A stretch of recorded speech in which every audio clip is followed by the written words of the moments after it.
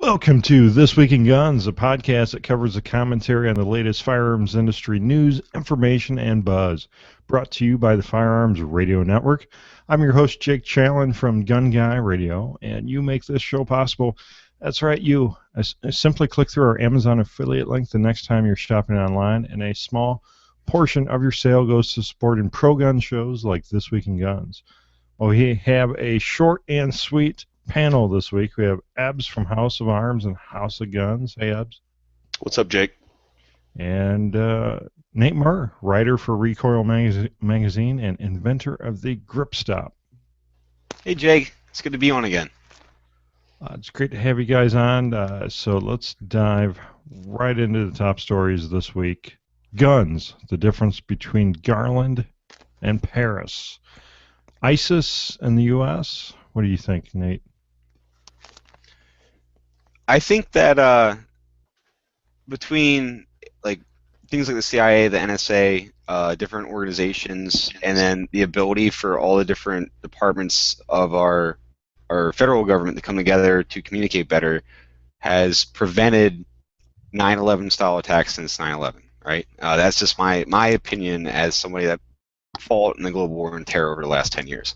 So as far as operationally having jihadists in this country, I mean, look how many millions of people live in America. It's smart. I mean, you have to admit that there has to be some sort of threat there.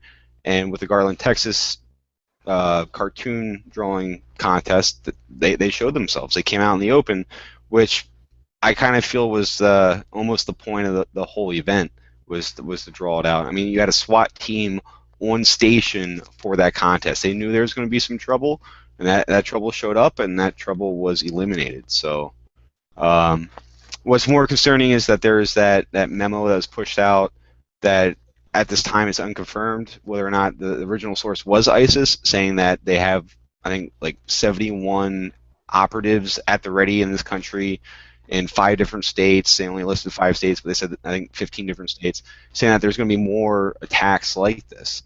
The thing is, we spent the last over a decade fighting the global war on terror, and we've been very fortunate that there haven't been more attacks like this on American soil. But sadly enough to say, I don't think it'll be the last time something like this happens. It's going to happen again, and hopefully it'll be handled in the same way. There'll be good, responsible firearms owners ready to handle it with concealed weapons, and faithful law enforcement officers ready to handle the threat as well. So yeah, let's talk about this law enforcement officer that took on 2 guys that were wearing body armor and carrying assault rifles. Took them on with what, a Glock? Yeah, I think it was issue Glock. I mean, that's the set of brass ones right there. When you go up against 2 dudes wearing armor with long guns, and all you have is your service pistol. But yeah, that's the truth. The thing is, I look at that gentleman, I'm like, I salute the guy for answering the call. It's one of those things where I have 2 choices here, which is I can do nothing and potentially lose my life and watch innocent people around me lose their lives, or I can do the best I can with what I have. And that's exactly what he did. He did the best he could with what he had, and prevailed for it. And I think, if anything, it serves as an example, as a motivator for everybody to hit the range a little bit more often and think, seriously do some soul searching about what it means to carry concealed, or what they as a law enforcement officer, or they as a private citizen, what self-defense means to them. Right. And it really goes to show that you got to have the mindset that you're going to engage and you're going to win. Not like over in France where they're running away because they don't have guns. It's like I think there's that old John Wayne movie where the kid's asking him, John Wayne's character is this awesome old gunfighter. He's getting ready to retire, and he's like, well, how did you become such a good gunfighter? Is it because you're the best shot? And he said, it's more important to be willing than to be the best. And I think that's one of those things where you can have a room full of dudes with the guns, but if nobody's willing to take action, then nothing positive is going to come from it. You have to be willing. The mindset, from my experience, mindset is a critical part. You can lead a horse to water, but you can't make it drink. What I used to tell my junior Marines is that you have to come to terms with that ahead of time before that event, and you have to be comfortable with what you might be asked to do. I mean, that's like the psychological or the mental aspect of what this is all about. Yeah. That's gold. That's good stuff. You know, I think one thing that bothers me is that we kind of have these polarizing attitudes of people that because this happened in Texas, that these men were shot not because of what they were doing or their intent or the attack, but that they were shot because they thought differently or they were specifically Muslim and not because they were basically attacking the building. And that's the thing that's bothered me the most. That's, you know, a lot of what we deal with and we even talk about on this show is mindset type things and viewpoint. And I guess being so blind and unwilling to see that 200 people who were at that event in support of or interest in the Prophet Muhammad were unharmed, and that the focus is put on the two guys that were ended because of their behavior and because of their stance. Regardless of that people in the United States alone would be so ignorant to say, well, everybody in Texas is just waiting to shoot somebody, or these men were shot because they were at this event and there were police there ready to shoot people. Well, of course there were people there ready to shoot people. Like, that was the smartest possible thing, to have them there on standby, close by, working security for that. So this was the best possible outcome. You know what I mean? Like, that they were so prepared. They're going to be that, but that type of preparation and that type of foresight has proven that, hey, one, this can't happen in the U.S., and two, having a good guy with a gun to stop a bad guy with a gun works. Absolutely. So, and it's interesting. There's a lot of different articles. I have 4 different just in this show notes for this week's shows, and everything from what you're talking about, Ebbs, to AP News getting gun terminology and definitions wrong again and again. No surprise there. But so this police officer having to engage with his pistol against these guys with rifles, it's something I've thought about, because I'm a really new concealed carrier, because Illinois just got carried this last year, and I just started carrying July or January 1st, so not even 6 months yet. And different situations where I'm with my family in public, like church, like in church, for example. I think of stuff like this, like, what if terrorists came into a church like this? My kids are in the back in the children's programs, and my wife and I are up front. And what if bad dudes come in with AKs or something? I mean, all I got is an XDS with 6 shots in it and 1 magazine in my pocket. What's the best case scenario there for me going up against dudes with rifles? Close the distance. I understand that from a lot of people talk about concealed carry, and I recognize that the majority of people that carry guns concealed on a daily basis, they carry guns that are convenient to carry, right? They carry very small pocket-sized pistols. When I hear people arguing about what's a better .380 to carry, you're arguing about the wrong thing right there, right? So my thing is, everybody, if you only own a small pocket-sized pistol, then that's all you're going to carry, and it's also going to slow you down from buying a full-size pistol that you can be more effective with, right? So my thing is, regardless of what pistol you carry carry a spare magazine or carry a reload for your revolver if you're one of those people that are unfortunately still carrying a revolver, right? My experience. Oh, come on. I mean, here's my thing, right? I try to stay in my lane as much as humanly possible. I have never carried a pistol as a primary weapon. If I had a pistol on me, I also had a long gun. So I'm a rifleman through and through, right? So for me, like when I left the service, I realized that, hey, dude, like you don't know how to fight with a pistol. The military didn't teach me. The military didn't teach me how to shoot guns. What the military taught me was strategy and tactics, right? And the more outgunned you are, the better you have to be at strategy and tactics to win that gunfight, right? But statistically, we want to go into statistics, right? My observation from combat in the Middle East is that you cannot have enough ammunition, right?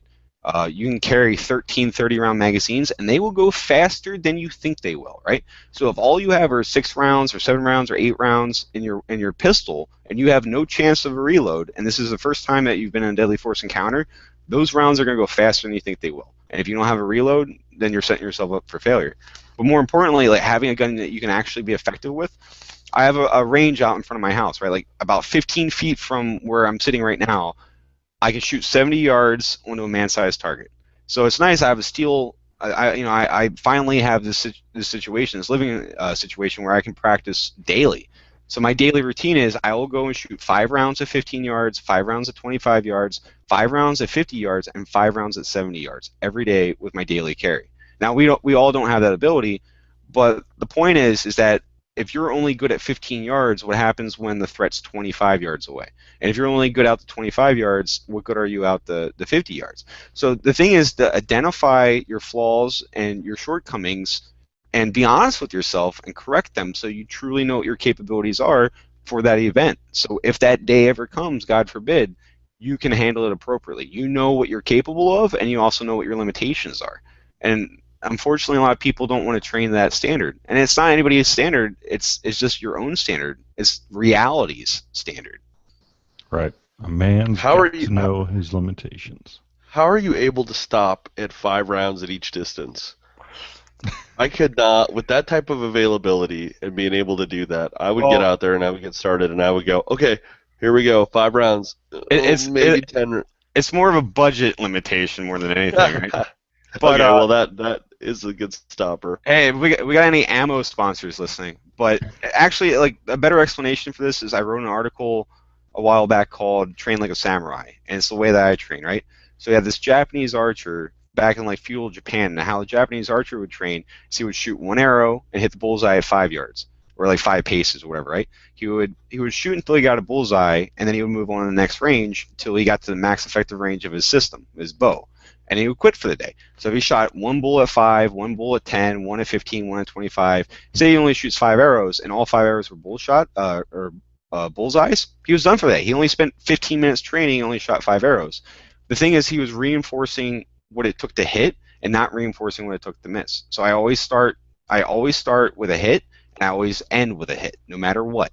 I will not leave the range without a positive, reaffirming hit on target. Yeah, except I run out of ammo before I have a positive ending sometimes. Well, and that's like if leave 5 rounds separate and then go back to the 5-yard line and get your bullseye. And if you get your bullseye in that first round, then go home with 4 rounds. You'll use them the next time. No, it's great advice. I love it. I have practiced that before at the range, so it is. I think it is very useful. So let's dive into moms demand attention or action for gun sense in America with their new Be Smart Kids campaign. They have a new YouTube video out. And actually, did you guys notice this video is still unlisted? Yeah, I thought that was kind of strange, seeing how it was published 6 days ago. Yeah. So it's a fairly lengthy video. I think both of you guys watched it, right? It's about 5 minutes long. And the actress, Melissa Joan Hart, from 90s Sabrina the Teenage Witch fame, is... You watched it. Oh, I watched it. Hey, like back in the 90s, man, that's all we had, okay? That's right. No, I was pretty excited about it. If you were going to say you didn't, I was going to admit to watching it, so it's all good. But, I mean, you look at, like, here's an actress who you know, I mean, I'm gonna say it, like her career has sailed on without her. And recently, she's tried to come back in the limelight by writing a tell-all memoir about her drug abuse and all the terrible things she did as a child actor, and how Paris Hilton offered her cocaine and all this other stuff. Right? She's a mother of three. I think she's about 37 years old right now. Anyway, She whatever. says, remember, she says 3 boys. I think that's significant too, by the way. She's got 3 boys. But so Moms Demand Action. I mean, their budget must not be that good. They couldn't afford to get Tara Reid to come out and do this video. So yeah, essentially, like she goes on, and I thought the approach to this video was a little bit different than the usual tone that Moms Demand Action has, where they kind of tone it down a little bit. They throw out some pseudoscience, some their usual like Harvard studies say. Well, okay, yeah. So before you get too far, yeah, I agree. It's a different approach, and I told Ebbs to kind of view this with a different mindset, and so my perspective, if I was Joe Blow, or Joe Blow, whatever, watching this for the first time and not knowing the background behind Shannon Watts and Moms Demand Action, just seeing this as a way to keep kids safe from guns video, whatever. It's really not that terrible. It's not that terrible. No, it is terrible, but it's not that veiled. It's a veiled play on emotions, because the theme of it is just be smart. And so the way that Melissa approaches it the whole time is, don't you want to be smart? Be smart about this. And then she draws it to other things, like, be smart. You got to know about your own home, but then you need to check. And a lot of these they're using common parenting principles, and then they're pulling in.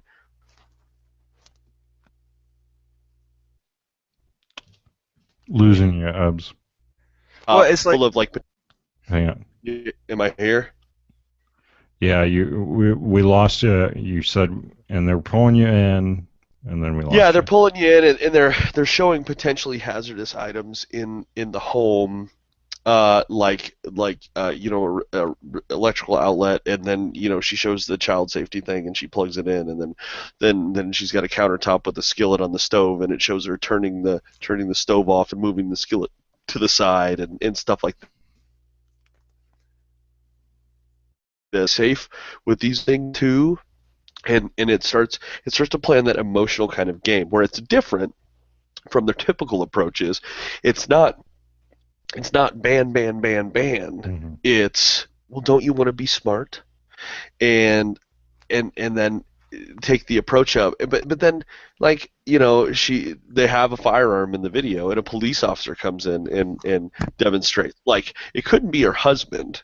It couldn't be whoever the owner of the gun is. It portrays it as if the only person who is fit to handle a 9mm Beretta M92 FS is this uniformed police officer. And then he locks the slide back, and he threads the gun lock through, and then he puts it in a lock safe, closes it. Wait. That was like half the video. Half the video. Half the video was him securing that gun. Right. Wait. I gotta stop you. He takes a magazine out. He does not make sure there's not a round in the chamber. Does he? Correct. No, I don't think so. First off, I think the guy is a paid actor. I don't think he's actually a cop. Right. Okay. No, right. Yeah. That's clear. But the assumption is that you are, there's no validation of the Second Amendment. There's no right to self-defense. There's nothing like this. It's only drawing the line as, you might have a firearm as an enthusiast or a hunter. Okay, she does say the words, it's every law-abiding citizen's right to own a gun. Now, see, like, she could have been advocating a new brand of deodorant, or like laundry detergent or something. Like, this was almost had the same tone as a commercial you would see between during a commercial break during Oprah or The View. It was very light, and it was very like, let's be smart. It's like, if you're a good parent, obviously we got to safeguard our children. I mean, that's all common sense stuff. But like what I'm saying is like the cop, the paid actor portraying a law enforcement officer, that was an interesting choice of an authority figure that can be trusted with a gun, but we cannot be trusted with guns. He's the one securing the gun. And then what struck me the most was like it took the dude forever to secure that pistol, right? And I'm watching how long it takes him to just secure the pistol. I'm like, see, this is why I have loaded accessible guns, because of how long it takes just to unload and secure the gun. You think you're gonna have time to do that when some dude kicks in your door at 3 o'clock in the morning, or when somebody starts messing with your children in your front yard? Oh, let me run upstairs and grab my gun out of the safe and find. Oh, where did I put the key to the cable? Hey, honey, do you know where the key to the cable lock is? And by then, the tragedy's already occurred. It's just asinine. And that was one of their big points of this, was that store your guns securely, separately from ammo. Lock your gun away and lock your ammo away separately. That was like their big deal here. They said it several times. So then another thing they did is their use of arbitrary facts, like they put them up in text, like on a banner underneath, like they pop up, but there's no tie into FBI stats from 2013, say, or this violent crime statistics from 2014. There's nothing like that. So they have these arbitrary stats of 1.7 million American children live in homes with firearms that are loaded and not locked in safes, readily accessible. Like, how is there's no way to possibly know that. And even if there was who's watching Netflix? able to get that information? No, it's not. I'm sorry, my Comcast is terrible right now. I apologize. I don't know why I'm cutting in and out. This has never happened to me before. I swear. So yeah, the 1.7. You're right. Where did they pull that number out? And then the other statistic that stood out at me was they said 400 kids every year suicide by gun, 17 and under. Was it 400 or 100? 400, they said. It was 400, but there's no way to substantiate that. Well, see how it's an even 400 every single year? I think it has to do something with a cult, man, like a death pact, because it's 400 exactly every year, right? What stood out to me, like bullshit timestamp, statistic wise, would be the 70%. Like 70% of children know where their parents keep their guns. I'm like, okay. Like, why would they not? That's good parenting right there. Like, let me tell a quick story. When I was a little boy, my dad had this single-shot 22 mag, and it lived in the living room, propped behind this giant box speaker, right? And when I was a little boy, I called it the elephant gun. I don't know why. As a 5-year-old, I'm like, that's the kind of gun you go kill an elephant with, right? It wasn't kept loaded. It was a single-shot 22 Win mag, right? It was actually an old Air Force survival rifle from the 50s. The thing's actually really cool. My dad still has it. Anyway, I think my dad left it there on purpose, and he told me, if you touch that gun, I will know, and you're gonna get a whooping, boy. I'm like, Roger that, Dad. I'm not gonna touch the gun, right? But at the same time, he's like, if you ever want to look at it, you come get me, and we will go over it. And it could have been, little kids like, Daddy, I want to play with it, whatever, right? So it could have been 20 times a day. I'm like, Dad, I want to see the elephant gun. My dad would take me over. He would grab the elephant gun, and he would sit down. He would go over the safety rules of firearms, right? Like, treat every weapon as if it was loaded. Don't point your weapon at anything you don't intend to shoot. Keep your weapon on safe, like the whole spiel. Then he would go over the names, like this is the hammer, and this is the trigger, and this is the barrel, and this is the stock. So maybe it would take all of 5 minutes for him to tell me that. And he would remind me at the end of every session, don't ever touch it without asking me first. And I grew up like teenager. That gun's still living in the corner, right? I still didn't touch it. I still asked my dad, can I look at that rifle? And he's like, yeah, you know how to be safe now, right? But the thing was, ammunition was stored separate, but there's other guns in my house that were not stored separate from ammunition. Their guns were at the ready in case there's, burglary or something happened, right? It never occurred to me to ever touch that gun once, but I knew that gun was there because it was a constant. It's like how many people have guns hanging above their mantle, or, it's one of those things. It's more about how you raise your children than keeping your guns on. If you can't trust your children to not go touch something or mess with something, then you need to take those measures. I agree with that. But at the same time, it's very dismissive in the video. It's like 70% of children know where their parents keep their gun. Yeah, hey, Dad, what's that giant metal box? Oh, it's my gun safe, son. Dad, what's that giant walnut cabinet with glass with guns behind it? Oh, that's the gun cabinet, son. Don't ever touch that without asking me, right? So the thing is, like, people are like, oh, kids will do whatever they want, and they're gonna go touch the guns, they're gonna go find the guns and play with the guns. It's almost saying like you're a bad parent, and we know you're a bad parent, so you need to lock your weapon and have it away from ammunition because you're a terrible human being. That's basically what I took away from it. Like, you cannot be trusted with a gun. So here's the question: how can you not be trusted? I can't trust you with a loaded firearm. How can I trust you with a child, with another human being, if I can't trust you with that? That's a good point.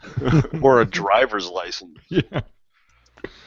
Oh yeah, every day we trust people driving 2-ton missiles to drive past us at 65 miles per hour, 18 inches away from us. We trust blind faith that they're not going to kill us.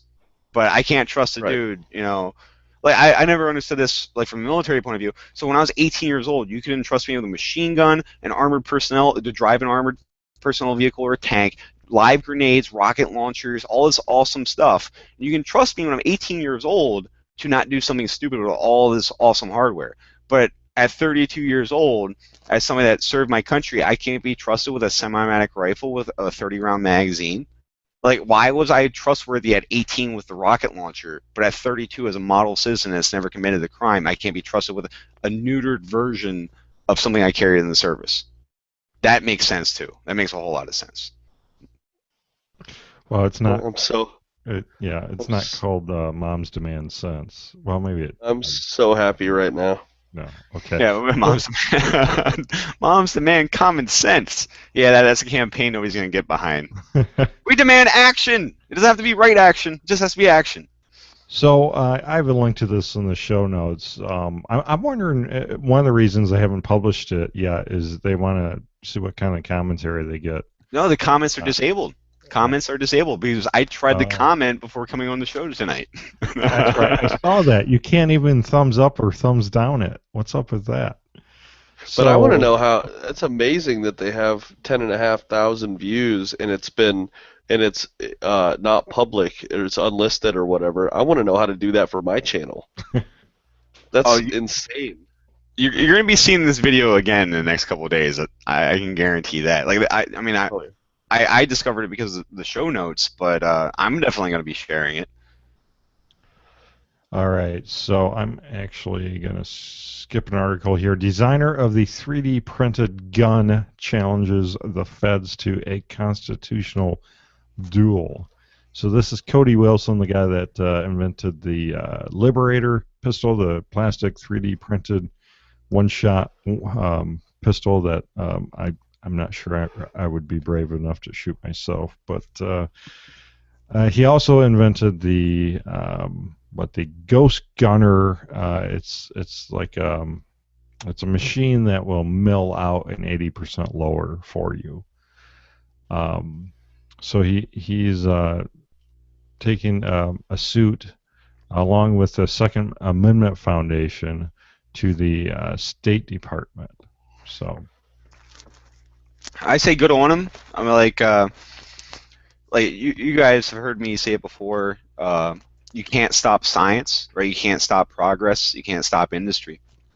So, like, you know, there's been a lot of attacks on that particular gentleman and what he's doing, right? Like the 80% lowers, the 3D printed guns, right? Like, if you want to make it where there's no such thing as a 3D printed gun, then you need to put a ban on 3D printers, right? Which is never going to happen because it's the wave of the future, right? Like, so much that the 3D printing has done so much for the modern era of design and prototyping and getting things to market faster that virtually every industry uses it now, right?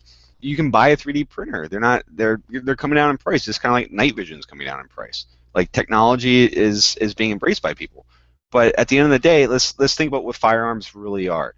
It's a tube where we have a chemical compound with a projectile, and something initiates that powder so it burns and creates gas and pushes a pellet, that projectile, out of the tube in the direction that we want it to go, right? So people hundreds of years ago figured that out. So it's like even that's the thing, like you can you try to put bans on technology, it's not going to change anything. Like people will always invent ways around the arbitrary laws that the government tries to come Well, up with. yeah, and I think that's what this really comes down to is the feds. It's not just the gun part of, what's going on here. It's the technology just scares the crap out of,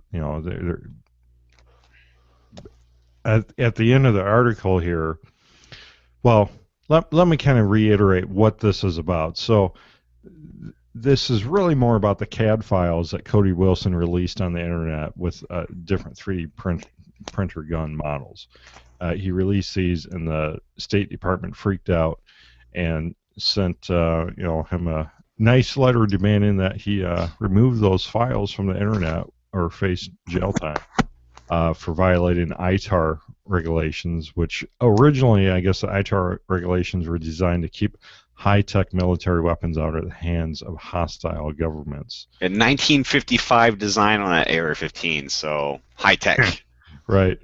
So yeah, now they're Cody Wilson, the Second Amendment Foundation, and also the Electronic Frontier Foundation are backing him up to go, back after the government, saying that ITAR regulations have nothing to do with this. But it does say that the government back in I think the 90s, early 90s, they try to do a similar thing here to stop anyone from using strong encryption methods. So, like, basically, they don't want anyone with secure communications besides them. So I think it really comes down to that the government, they want control. They want control. Yeah, that's exactly what it's a control measure. The thing is, using ITAR, like ITAR is a really good thing, right? And what it does is it prevents people from like buying. You can purchase military grade, as in the same equipment that is issued to our current military. You can buy military grade night vision and thermal optics, right? Which gives soldiers a huge advantage on the battlefield. You can buy that as a private citizen. There's no restriction whatsoever. But ITAR does, that's there to say, hey, listen, you can buy this and go bird watching or hog hunting or whatever you want to do with it, but do not take it out of the country. Do not send it out of the country because we don't want that technology ending up in the hands of Al Qaeda. So, like, if somebody comes over to America and they want to set up a base of operations just to purchase things like night vision and send it back to Al Qaeda, we don't want that. We can't allow that to happen because it's going to get Americans killed overseas, right? Well, ITAR is a good thing. I mean, there's a lot of loopholes. I'm glad it exists because it keeps the bad guys from getting the same technology that gives our boys the edge, right? But it's such a weak argument to say that, oh, well, you're just helping, you're helping the enemy, or, the bad guys could get these CAD files. First off, if you're a foreign nation and you know how to use a CAD file, odds are you don't need the help to figure out how to machine a weapon. Okay, if you have a machine shop and a guy that knows how to read CAD files and put it into a CNC machine, you probably don't need to go searching on the internet for an AR-15 lower design. All right, that's a pretty weak argument. You can pretty much make anything you want at that point. But right, yeah, you don't need it's a control measure for here in the States, is what it is. Like I had this idea the other day. Like, what happens? Like I said, the guns are simple devices, right? The Glock has like 36 parts into it, right? But what we're doing is we're taking a chemical compound and initiating a spark so that it creates a gas, and that gas pushes a lead pellet out of a spiral bore. You think about it, it's like, that sounds so archaic when you put it in the most base terms, right? So what happens in the future when a new weapon makes firearms obsolete, right? Like say like a laser or something like that, right? The government will be so quick to restrict that higher technology that I can almost guarantee it'll be one of those things where it's like, oh, guns are obsolete because now you can have a 50-watt plasma cannon, that you can make in your garage for $200, but it'll never see the light of day because it'll get restricted in ways that firearms never were restricted because it'll be new technology. I guarantee it. It's a control thing. And it's an entirely control thing, like you already said. Yeah, that's exactly right.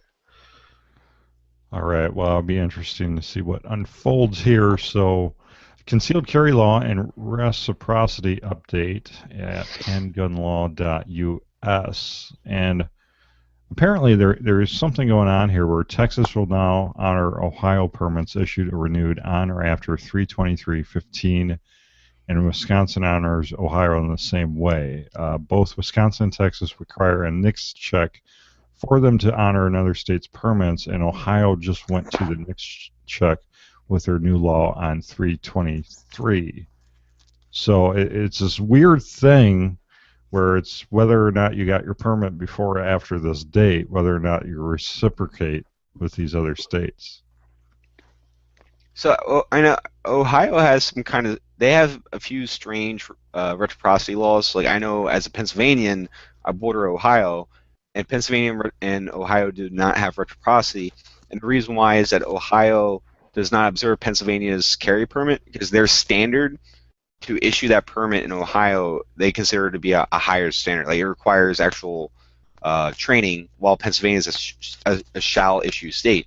As long as you're legally, you're legally allowed to own a gun and you're a good citizen, you have no convictions of any sort, you can get your carry permit in the same day in Pennsylvania. It's very liberal in the good sense of the word, issuing of the permit, right? Now, obviously, the sheriff's office or whoever gives you your permit, they're going to encourage you to go seek professional training and to be responsible. They'll give you a booklet talking about state laws, but I can't carry in Ohio because of that reciprocity agreement, and because Ohio requires that standard. They require a little bit more. So, I mean, it's good to see it. I mean, to me, I read it as a positive. How did you guys read that? Do you think it's a positive, this reciprocity thing? Well, Ohio has now made it so myself, an Illinois resident, can now carry in Ohio, whereas before I could not. So definitely a positive.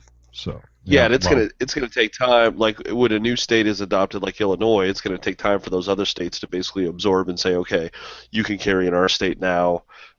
It's like a recognition period. It just takes time to be opened up. And actually, Nate, I think they changed it for Pennsylvania too. I think Pennsylvania can carry in Ohio now too. What? Yeah, I like that. That's some good news. I'm gonna have to look into that after the show. Yeah, it says the Ohio Attorney General has updated his reciprocity page, stating that Ohio now honors all other state permit licenses to carry. With the addition of Texas, the only other state at this time that Ohio can obtain reciprocity with is the state of Maine.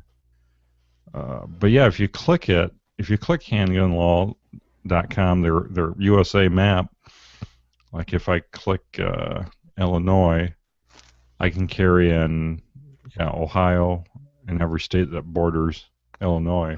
Now, what I used to do when I paid a little bit more attention to this is like there's all these different websites out there that show that reciprocity, but it's a third party. It's like a dude decided that he's going to create this.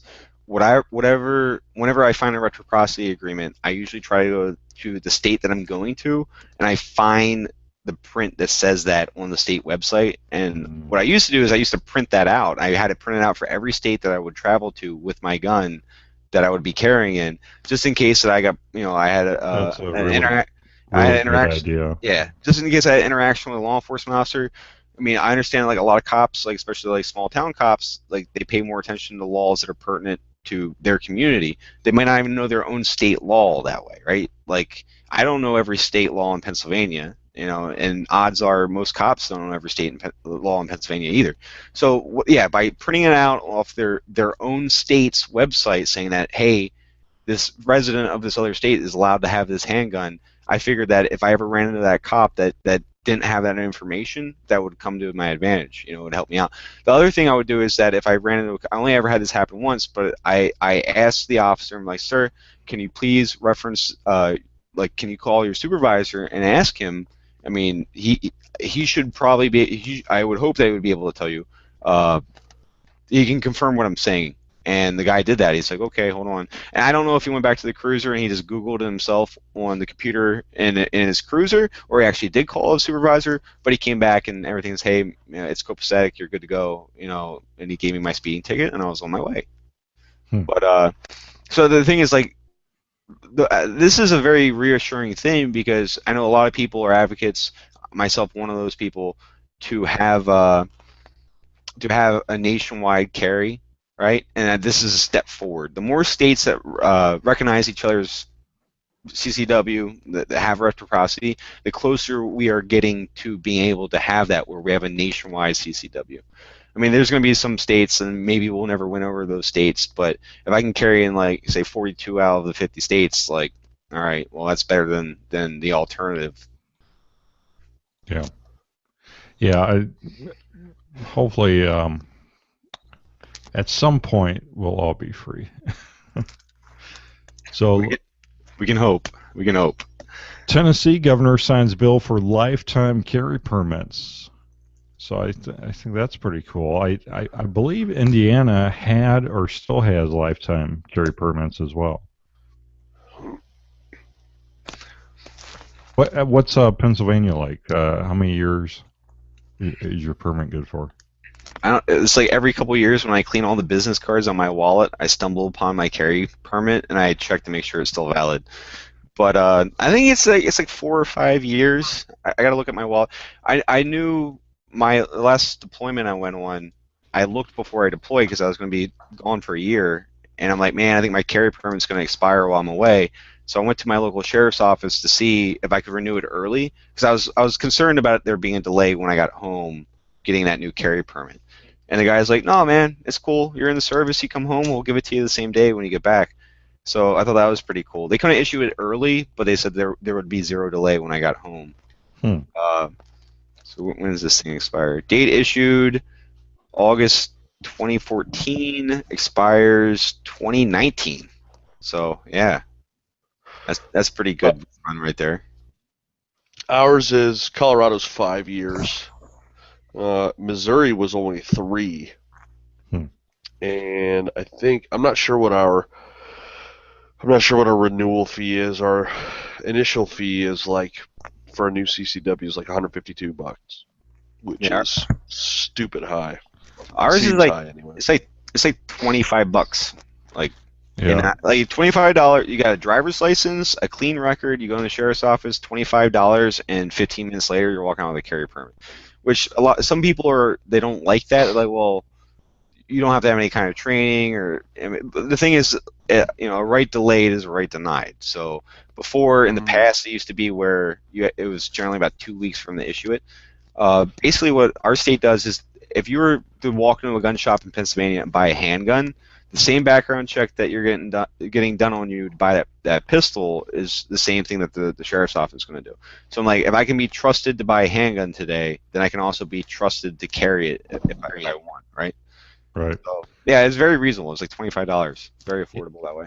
Yeah. So Illinois, every 4 years after renew, I think ours is also expensive to renew. I think it's around $125 or $150. But hey, it's a land of Lincoln, so what do you expect?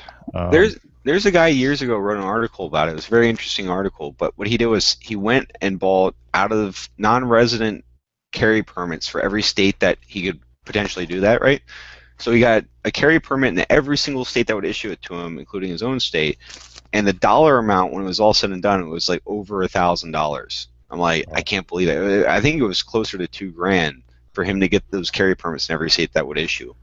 But I mean, like, if you said, hey, Murr, $2,000 and you can carry in all 50 states for the rest of your life, I'm like, that sounds like a square deal to me. I'll sign up for that. I think the Tennessee one is, what, $500 for the lifetime membership? I think that's what it said. So, I mean, if you think about it, like, if I'm going to spend $20 every 5 years, depending on how long I live, that might not be that bad of a deal. But more importantly, you don't have to worry about your expiration. So. Yeah.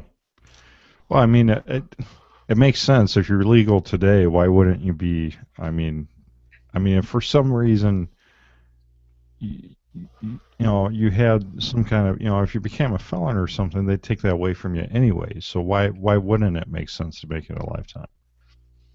Yeah, I don't know. That's a good point. Like, if you go to jail for a crime that turns out to be a felony, you're going to lose your firearms privileges. They're going to go confiscate your guns or whatever. So it's kind of a moot point.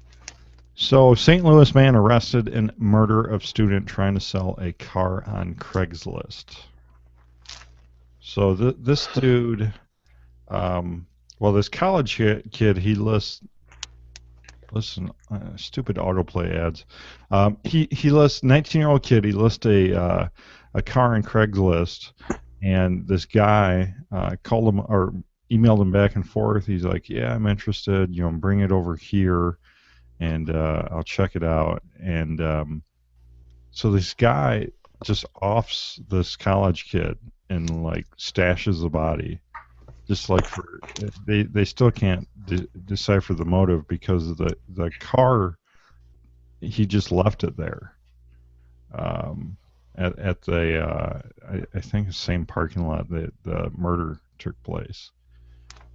And I don't know. I put this article in here because it really brings to mind is, man, be safe when you're doing anything on Craigslist or Arms List or garage sale or anything like this when you just have no idea who you're dealing with. There's been a couple things like that in my local area where a dude went to go sell a gold watch to the guy, and the guy just was waiting for him and had his girlfriend distract the seller so he could hit him over the head with a baseball bat and take the gold watch and escape.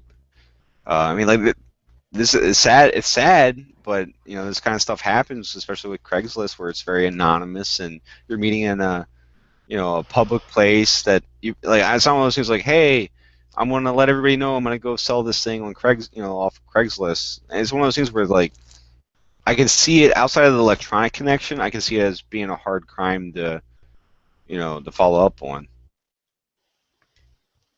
As far as like the randomness goes, like a couple years ago, these two college kids, because I live near a local college, these two kids were walking down the street, about one block from my house.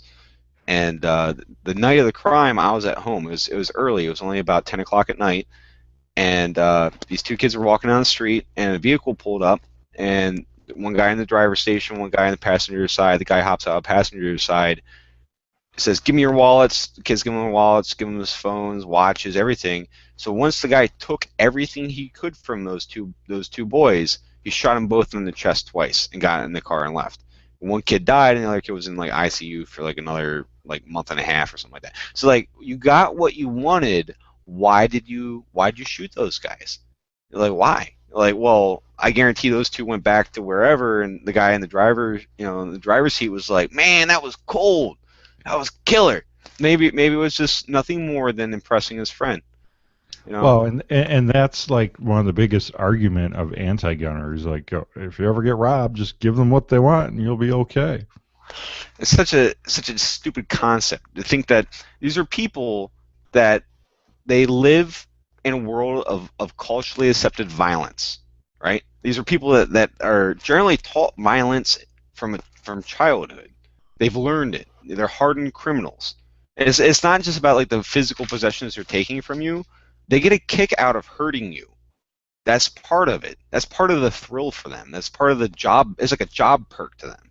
So just because you give them everything, I gave them my wallet. I gave them what they wanted. There's no guarantee. Anybody that's that brazen to do that kind of crime, it automatically should connect that they're also brazen enough to take your life. Well, it's an act of executing power over someone. You now have taken everything that they have, and then you're going to take them basically away from themselves, and you've essentially just lorded yourself over them as a stronger person, even though it's weak and cowardly.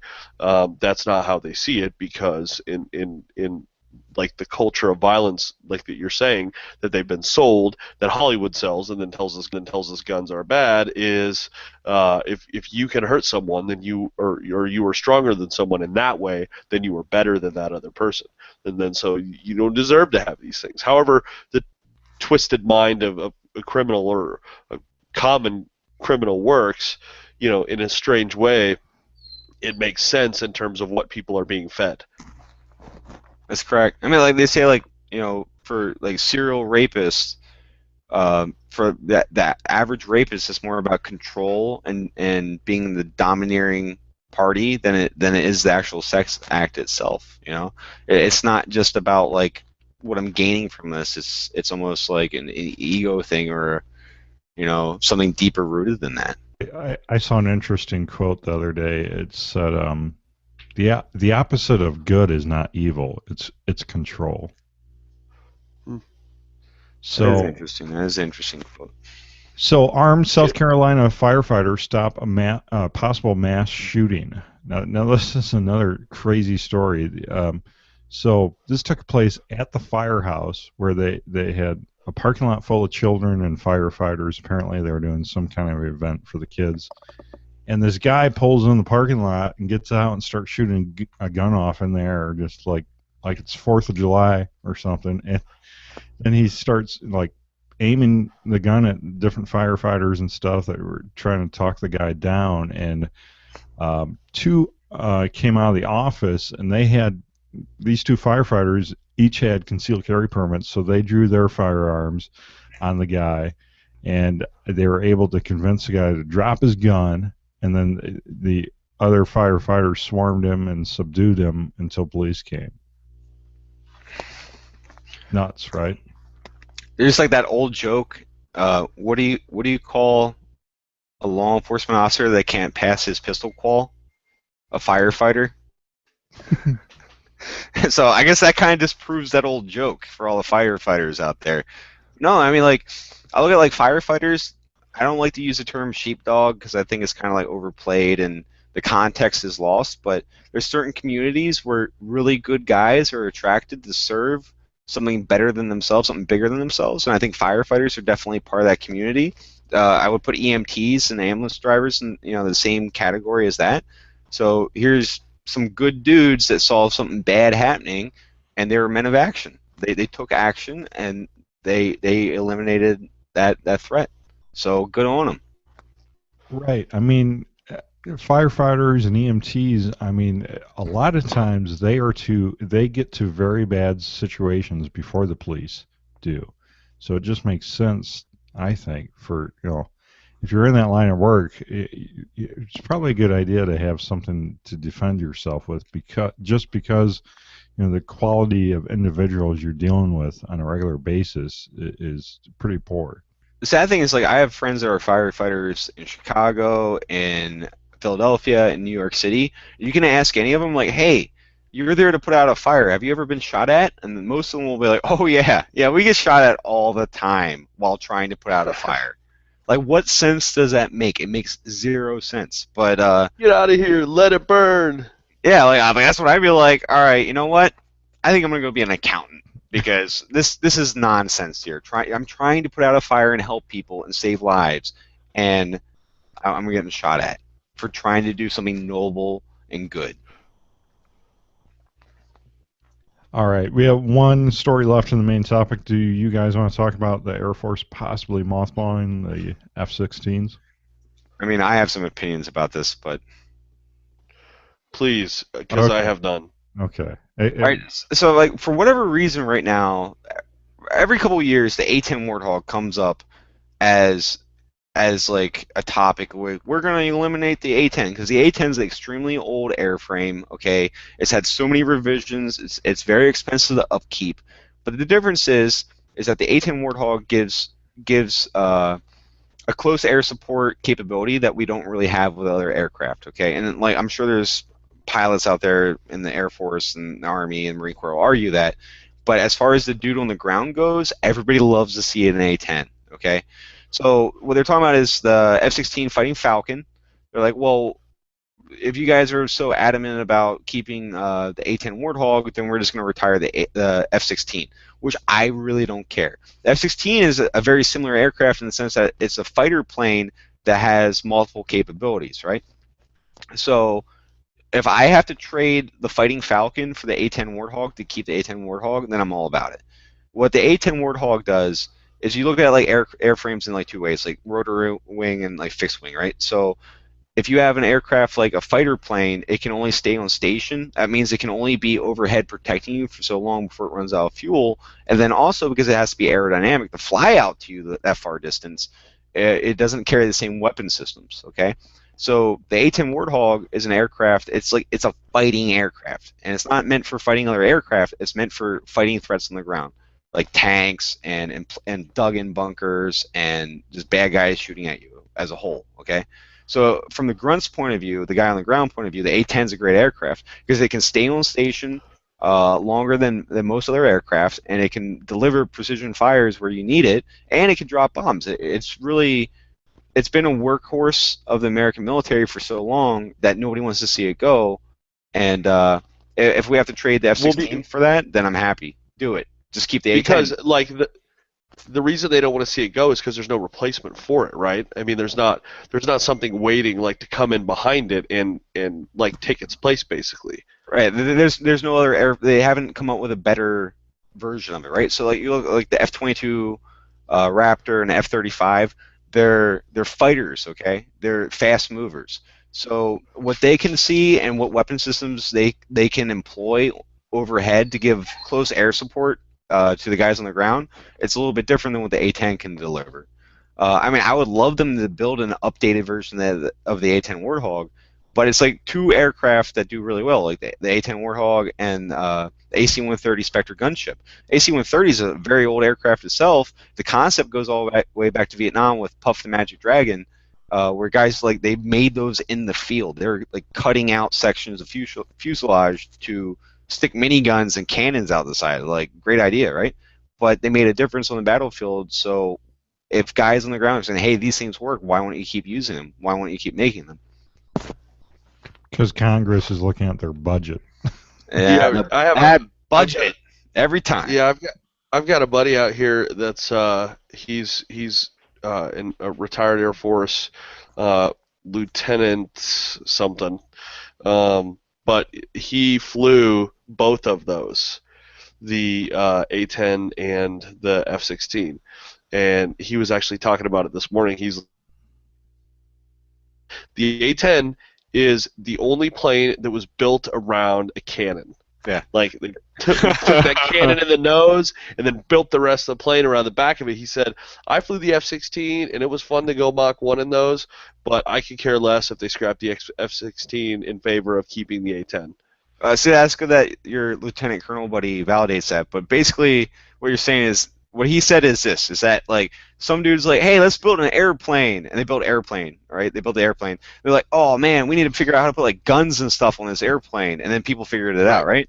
And then the A-10 is like, hey, let's make this giant 30-millimeter minigun with an ammo drum the size of a Volkswagen Beetle.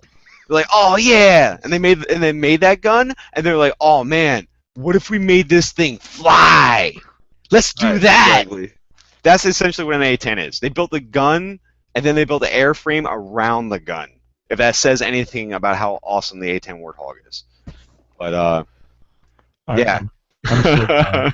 I'm so glad I didn't skip that story. So, Amazon, you can now contribute to the Firearm This Week in Guns by shopping Amazon. Please click through our affiliate banners or bookmark firearmsradio.tv/Amazon before your next shopping trip, and I'm sure you can find a book there on the A-10.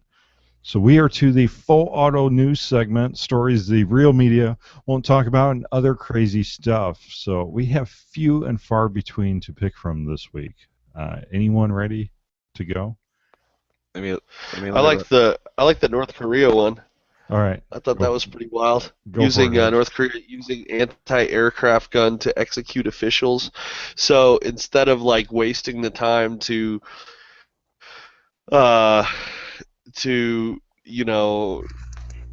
execute them publicly or haul them in, or like, it's just zero honor, just complete dishonor. Just like, okay, we're just gonna pump these guys with the biggest cannons that we have.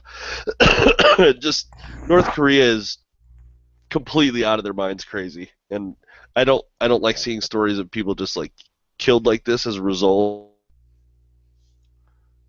I think it's like I almost feel like I'm watching the movie The Interview whenever I see more stuff about North Korea come out like this, because I'm like, there's no way it could be any crazier. There's a video, I want to say within the last year, where ISIS did the same thing, and the rounds they were shooting out of the anti-aircraft gun were like high explosive dual purpose. So when they blew right through the dude in this execution, they also exploded and killed or injured the guys that were shooting the guy. Like, the executioners got killed by the same gun. It was such a beautiful thing. So stupid. Maybe that's why this stood out to me. That's I mean, yeah, that's like a medieval thing, right? You have the guys go kill, and then you kill the guys that you served your, or that's like a Soviet thing, isn't it? I don't know. Yeah, and all this was they were executed for questioning Kim Jong Un's authority. Like, that's all it was. It was like about policies on forestation. They probably streamed that movie on Netflix about Kim Jong Un. Right. All right, Nate.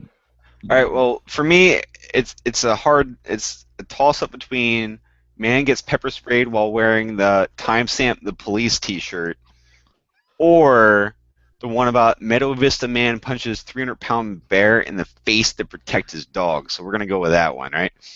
So I saw that story earlier in the week, and my lovely girlfriend found it and showed it to me, and it is hilarious. It is such a great video. So this old dude, the guy was prior service. He was Force Reconnaissance Marine back in the day. He looks like he's Vietnam era, so it wouldn't surprise me if that turned out to be the case. This bear enters his property, and his dogs are going nuts, and the guy's worried about his dog getting injured by this bear. So he did the most appropriate thing. He went down and he punched that bear right in its stupid face, is what he did. So he punched this bear like wham! And the news story is hilarious. It's like they're talking about how he threw a haymaker. Like they named the type of punch that he threw to punch this bear in the face. So the old man like punches the bear in the face. He's like, "What? You want some more?" And the bear is like, "No, man, I'm cool. I'm out of here." And the bear runs away. So this dude, like, he had a friend there. Like you hear this story and like, there's no way this happened. This guy just is just making this up. But there was an eyewitness there. It was a buddy. He's like, "Oh, I've known this guy for years," and he's like almost as crazy as Peter Palma. So he would totally do something just like this. All right. So like, it would be like me. It'd be like if me and Peter Palma are old men someday, and this bear like walks out onto our deck. Pete would be the kind of guy to go punch the bear in the face. But yeah, he's no damage. The guy didn't get hurt. The bear did not throw a left hook back in return. The bear just took it like a bear. Took it like a bear, and it's like, all right, I'm not welcome here. Roger that, I'm out. So, and the impression cool. the impression you get to is that it's the Ebbs, your internet is killing me. So you think, oh, okay, what the deal is. Wait. The impression we get is what? We missed all of it. We lost like 30 seconds of that there, Ebbs. The impression we get is this, he's out of the country. This is in California, and that this guy has like big, like outside dogs. Like he's got labs or, like a shepherd or something like that. But he's doing all this to protect a Chihuahua. That's the kind of dog. Well, I mean, like, what other type of dog would be more deserving of protection, man? This little Chihuahua. Yeah, you can't put a Chihuahua up against a bear. The Chihuahua's not going to win that fight. I mean, a shepherd or a Maligator, they might hold their own for a little while, but right. Chihuahua is like an appetizer, It's like something to warm up on for the bear. I guess what I'm saying is I picture a dog that's like that, that's going to get tangled up with a bear. Not one that's like Fifi, in the backyard just yapping, and then the bear comes out like, "I'll shut you up," and the dude shows up and just throws a right cross, and then connects another one, and the bear like hightails it back into the forest. See, like, to me, Chihuahuas, they're like that college kid at the bar wearing a Hollister T-shirt. He's talking a big game and he's acting like he wants to fight. It's a lot of barking. But, you don't have to worry about his bite. It's not that big of a deal. Until you break that bottle over the bar and you see the look on his face. And yeah. All right. America's oldest vet is turning 109, and he's celebrated with cigars and burgers. So this dude, he's a World War II vet, and 109 years old. Pretty crazy. He served from 1942 to 1945, and in all black, 1887th Engineer Aviation Battalion. Well, pretty interesting. That's incredible. I salute you, sir. Thank you for your service. Like what? How else would he celebrate? I guess that's my question. Look at You know what I'm saying? my mom's grandfather lived to be 104. I remember the old man, and that guy lived to be 104 and ate a big greasy breakfast with bacon and smoked a pack of Lucky Strikes to the day he died. So, but they were free range cigarettes. You know, they were all organics back then. So that's probably why I lived to be 104. Yeah. Do you smoke organic tobacco more? I mean, it grows in the ground. How much more organic do you want than that? All right, very cool. So, Patreon, you can support This Week in Guns at patreon.com/week. An easy way for you to crowdfund this podcast. You can pledge $1 or $5 per episode. And also, the Firearms Radio Network has a network-wide Patreon, patreon.com/FRN. And I just sent out some of the random battle boxes today. So some of you may receive them this weekend or next week. I'm sending out stickers as well to new patrons. So you should be seeing those soon. So, yeah, cool stuff. Appreciate you guys supporting This Week in Guns. Well, that brings us to the end. So, Ebbs, House of Arms, House of Guns. I guess House of Arms, you've been doing a one-man show over there. Yeah, I'm running the shop this. Did you remember to pay the internet bill? Because Have I ever had this problem before? not this bad. No. I don't know. Just hey, it's good to be here. Thanks for having me. Everything's awesome. Okay, where can people connect with you? Where can they buy guns from you, or buy gun parts? Do you sell whole guns?